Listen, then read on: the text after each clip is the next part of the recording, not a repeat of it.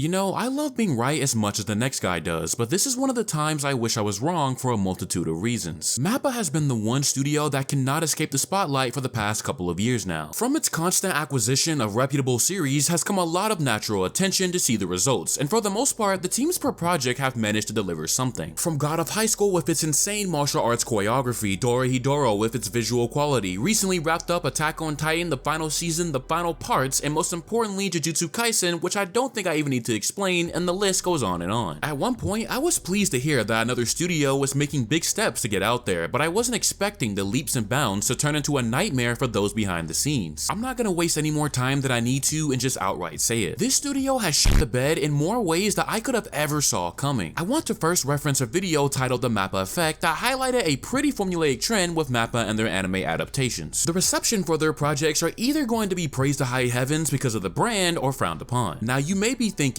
what has MAPPA put out that actually deserves to be frowned upon, and might I point you to Hell's Paradise? Look, if you thought the anime was great, then good for you. We got no beef, but to me personally, the presentation in this show was so painfully average and pretty much came and went without making some decent splash. Which sucks because the writing was quite nice. It didn't help that MAPPA had JJK in production with it airing around the corner, because we clearly can see what they chose to prioritize. This leading me to a point that I have said time and time again about MAPPA. Them acquiring big name titles is great, especially for business, and I'm sure it gets the world excited, but if it keeps going like this, something is going to give out. There is no reason why MAPPA needed to pick up Chainsaw Man, Jujutsu Kaisen, Jigo, and then accumulate Attack on Titan within a 4-year time frame. Stack that on top of the fact that management at MAPPA has never had the most solid footing, and you're practically asking for something to go wrong, and well, it did. All of them being action-packed anime with some of the most ambitious people around to work on them, and all of them having varying results. Jigo pretty much hit the chopping block, Chainsaw Man didn't do so well as we thought, Attack on Titan got stretched out so much longer than it needed to because of the chaos of its production, and now destiny arrives for Jujutsu Kaisen. Why is this happening, you ask? A simple answer. MAPPA refuses to slow down, to strategize, and to prioritize a healthy work cycle. Now in my video a while back, I asked one simple question. What would it take for the world to wake up about MAPPA's habits hindering those who make the magic happen? A hypothetical that could also be seen as a warning if nothing were done to avoid this timeline, and here we are a few months later with a season 2 production fighting to stay alive every single week. To those unaware, let's give you a bit of a backstory, shall we? Jujutsu Kaisen is a very ambitious anime with some of the coolest and high-octane action sequences this year. In order to maintain this level of quality, you need good planning, good teamwork, and most importantly, good scheduling or management to really steer the ship across the waters that is a 2-core production. Alongside the fact that with a new director, among other important roles, adjustments were going to have to be made, it's safe to say that some serious effort was going to need to be put in for this second season. The Shibuya arc being extremely action heavy especially really rides on all the best practices to be in place, and for a bit it seemed like things were going well. I had zero complaints for hidden inventory, and with it being my favorite arc, I left out very excited for Shibuya. Yet I had to wonder, would Shibuya survive when every week is constant action, especially with fights like Yuji vs Choso and Sukuna vs Jogo being crucial checkpoints for the arc? Again, for a while it did, but ambition without a steady system in place results in degradation, and that's exactly what's going on right now. About 4 weeks ago, a handful of animators were quite vocal about the circumstances on social media, with some beating themselves up about their work. Of course, a lot of their vocalization has been deleted due to MAPPA trying to keep a lid on things. I'm not joking, please go check out this video from a good friend of mine who dives deeper into the situation. This right here is a ginormous red flag. When you have staff speaking out and a company trying to keep a lid on it, you are definitely in trouble. No matter how much good action you provide, the impending breaking point will always be steadily building up slowly but surely, and it came to pass as of last week. Before I dive any further, let me go ahead and say this now. Yes, I think the Yuji vs Choso, the Sukuna vs Jogo, and the Mahoraga episodes were stellar. Yes, I enjoyed those episodes, but I also need people to understand one crucial thing. These particular episodes had some serious toggle and prep time behind it, with Kazuto Arai, Takumi Sunakahora, Miso, and Haikyuu Go being a major push for success respectively. Yet even with last week, things were not polished all the way. The poor management gives the teams not enough time to make the results come out completed as envisioned, and it's a constant exponential graph with how little time people have to work with. Various animators saying their side of the story, with some working on the episode close to the airing. Even Vincent Chansert is fed up. What are we doing here, people? This is what I mean when I say that in order for you to realize ambition, you need to have the best practices in place, because when you do, things turn out incredibly. However, this is not the case in terms of consistency for the entire season, leading us to the fiasco fiasco of last week. With all the reports coming out from multiple sources and animators themselves, we pretty much arrived at one main point. JJK production has reached past its breaking point and the floodgates are open. It's anyone's guess for how the rest of the arc may go after episode 17 specifically, and it's an alarming realization, especially when this was coming out the day of the last big episode. On top of the fact that the staff is trying so hard to do their best, there is also clear exploitation of young animators trying to get their foot in the door with them being thrusted on impossible schedules. Then, with some episodes having insanely high second key animator counts showing that they are trying to pull anybody to fill in the gaps, and people choosing to step away from the studio, and yeah, it begins to check right on out. Now, as much as people would love to point fingers and try to find something to blame, I would like to direct your attention to somebody, that being the CEO of MAPPA. Manabu Otsuka has been the big man in charge since 2016, and while I haven't followed every single move he has done within the company, I can bring up an important interview that was conducted recently. On screen, you can see the piece of the interview that caused major backlash. The context is Otsuka talking about how he wants to reach the heights of studios such as Ufotable and Kyoto Animation. His response: when we thought about what we needed to do to achieve this, which again is to reach the heights and success of other studios, the first thing we needed to do was to increase productivity. He then goes on to mention that it would be difficult to catch up to Kyoto and Ufotable in a short amount of time, which should be a giant no duh, as it shouldn't be a race in the first place. The key line here is that the solution for this problem was to produce a lot while gaining a lot of experience, all while maintaining a high level of quality in order to compete with other studios in a short time frame. But see, this is what's absolutely ridiculous. If we take this section of the interview and combine it with the results we have seen over the past 4 years, my point that I am once again making is crystal clear. I believe MAPPA had no business gaining this many big name series in a span of 4 years, and that's exactly what the CEO did. Furthermore, to maintain a high level of quality, we have arrived with multiple issues across multiple animes, and some series pretty much getting sacrificed for the priority anime. Think about all the anime MAPPA has produced over the past couple of years that aren't our biggest titles that didn't look the best. Listeners, Taiso Samurai, Uchitama, Koito Producer, Remain, the MAPPA episodes for Tacto P, and Jigo. All projects that came and went because who gives a shit when JJK or AOT is around the corner. Now, I'm not saying that all these different anime projects are series with good content, but animation should in no way be a race to the top, nor should it come at the expense of other anime hitting the chopping block. The reason why Ufotable and Kyoto Animation are what they are is because they have spent years of crafting and perfecting their approach to animation with some of the most polished hands of talent in the industry. You don't see them rushing out anime after anime, and any attempt to reach their level without going through the same trial and error they did doesn't deserve to be on their level in the first place. I cannot stress enough how much fault lies within the CEO and his overworking mindset within the studio. If you can't recognize the patience that comes with animation, the eye to eye that needs to be established with your animators, the level of leadership that is truly needed to maintain this high level of quality, then you were screwed before you even realized it. The soul of animation lies within the people who spend countless hours cultivating their skills in order to bring drawings to life. From young to old, there are so many people who are passionate about this medium, and MAPPA at this current time is a place where that passion goes to be tested far beyond where it needs to be. This studio is not the zenith you think it is just because it produces great results from time to time. Without the animators behind the episode, there is no anime, and if there is no anime, or if there is a severe degradation of quality to recognizable extents, only then will people wake up, and that in itself is a shame. Talks about budget has polluted so many mindsets, and we are in a time where people like to scale how bad studios treat their employees and even compare them all together. As I drive this to a close, I want to get a few things off my chest that I have noticed to be repeated sentiments whenever this type of conversation occurs. Starting with the fact that there have been comments that people like to target MAPPA because of its popularity in recent leaps. First off, nobody wakes up one day with rage towards MAPPA on the mind, nor is MAPPA the only victim to be criticized about production habits. In this year alone, we have had tons of anime go through similar circumstances, from Nier Automata to Zom 100, which are both by two different studios. The reason why there has been so much constant call out towards MAPPA is because it keeps happening again and again with no change in sight, involving some of the most well-known titles and talented people. When all eyes are on you and you continue to repeat past mistakes, it adds more insult to injury by the project, and quite frankly deserves to be talked about. Secondly, if you are somebody who understands the reality of the situation within the studio but chooses to simply consume without following up on this topic deeper, I get it. As a consumer, you have no obligation to go further than you may want to, as learning about production can change how you view an anime altogether. Some people want to simply enjoy and call it a day, and in that right, you are valid. You are not some bad person because you choose to protect your enjoyment, and please know that. Finally, for my brave individuals who like like to play defense for MAPPA and genuine fans of the medium, this is a bit from me to you personally. We are in a time period where we who interact with the online conversation around these developments do not have the luxury to simply look away from this unfortunate situation anymore. Whether you try to avoid it or not, with how fast news spreads, you're going to hear about this one way or another. From layoffs in the gaming industry to hearing about the nightmares of the anime industry, all of it is powered by the passionate people who take pride in their work. Whether you accept the reality of it all or not is a personal problem, but I strongly advise everyone to please do your research if you are as passionate and claim to care so much as you believe you do. There are so many things about the anime industry you can learn, and even if we abroad can't immediately change anything, it doesn't mean it's okay to pretend it doesn't exist. We must keep this conversation alive, not just for MAPPA, but for future studios and production situations. More than anything right now, we need to let these animators know that they are heard, and most importantly, to thank them for what they do. JJK fans around the globe have begun to thank the staff and not just MAPPA. If you go and look at the Japanese hashtag for JJK on episode airing days, you can scroll through and find plenty of people who have contributed to the episode regardless if their role was big or small. Those people are the ones who you should be telling thanks to during these tough circumstances, because every thanks gives them a little bit more strength to push on to the end. A crucial thing to keep in mind is that without these animators, animation loses its very heartbeat. One way or another, Jujutsu Kaisen will finish out this season, and unless MAPPA goes through major reform for the better, it is imperative to not forget what is going on right now. I know they will produce more amazing episodes in the future, I know they will continue to acquire more anime, but none of that erases the production hellfire conducted in these last couple of years. They have the world's attention, but I promise you, as more and more people begin to wake up, they will not be remembered for what they did, but rather how they fell off as the studio who mistreated their employees. I felt this was coming, and unless some miracle happens, whether it's hours or days after this video is out, we will be on edge to see just how the conclusion of Shibuya will turn out, and I hope I can end up being wrong. That's pretty much it for me though. As always, thank you for watching, and please make sure to let me know all your thoughts in the comment section down below. Stay warm out there, and I will catch you all in the next video.